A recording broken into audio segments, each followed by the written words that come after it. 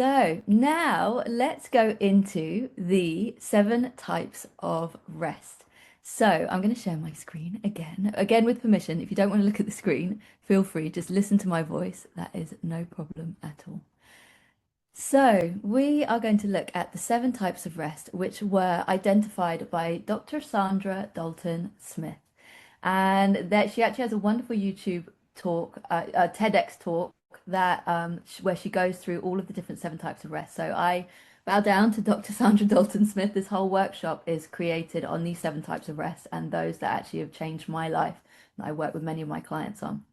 So the 7 types of rest that we have are physical rest, mental rest, sensory rest, creative rest, emotional rest, social rest, and spiritual rest. And I'll walk you through what these different types of rest are. So, physical rest is any activity that is restorative to the body. It includes creating the conditions for deep sleep, but as well restorative activities and exercise. So you're not going to do your marathon training in your physical rest, even though that I'm sure will bring a lot of endorphins and other stuff that is beneficial. But what we're talking about here is things like yoga, or even just sometimes I'll just rub my shoulders, do a little self massage, and that is just for a minute, a type of rest, stretching, walking, stuff that feels really restorative. In mental rest, we've got giving your brain a break. So, for example, breaks offline, switching off from work, meditating, walking, keeping a notebook by your bed to capture those nagging thoughts. I have that because when I wake up with my 3 a.m.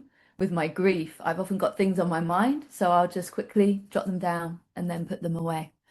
Then there's sensory rest. So this is where we disconnect from the overload of sensory noise. For example, from bright screens, headphones, and background noise. And this can be as simple as closing your eyes, just even for a few minutes or even for a few seconds. And actually, in sensory rest, as an example, when I was in Formula One, I used to stand in the F1 paddock, which is like the backstage area, and I'd be staring up at the sky just to give myself just some sensory rest from because it was an overload on your senses being there. And I remember all the broadcast guys used to find it really funny and used to sidle up to me and be like, "You all right, T? What's going on? What are you looking up in the sky at?" But it was really, really powerful. So nature can be a really powerful way to just, I'm taking my eyes out of the window to a tree. Then there's creative rest. These are activities that connect us to awe, wonder, and creative inspiration. So this is where we fill our creative cup up. But crucially, if you work in a creative space, it's not going to be anything that you do in your day job. So this might be nature, art galleries, making your space inspire you, art, hobbies. Then we've got emotional rest. So this is where we don't have to please, where we can freely express how we're really feeling in grief and life, answering truthfully, being able to be our authentic self. So hands up, grief gang, if we feel that here, because I know that we all do get our emotional rest in this space. And then linked to that is our social rest, where we connect with people who fill up our battery rather than those who deplete us. So this is where it's about cultivating those relationships that are founded on reciprocity. And obviously within Grief Gang as well, we've got that opportunity to bond and connect in this space as well. So I'd say that it definitely tips into that as well. And finally, we've got spiritual rest. So this is where we connect into a deeper sense of purpose, meaning, love, and belonging.